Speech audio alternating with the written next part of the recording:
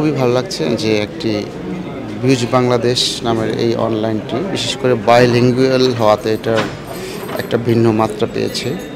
আমি আশাবাদী যে এই পত্রিকাটি একটি মাইলফলক হবে, কারণ এখানে যে টিম আছে আমি যতটা জানি খুবই আধুনিক মনস্ক এবং বিজ্ঞান মনস্ক, পাশাপাশি বস্তুনিষ্ঠতার দিক থেকে অনেক ভালো জ্ঞান রাখেন তারা।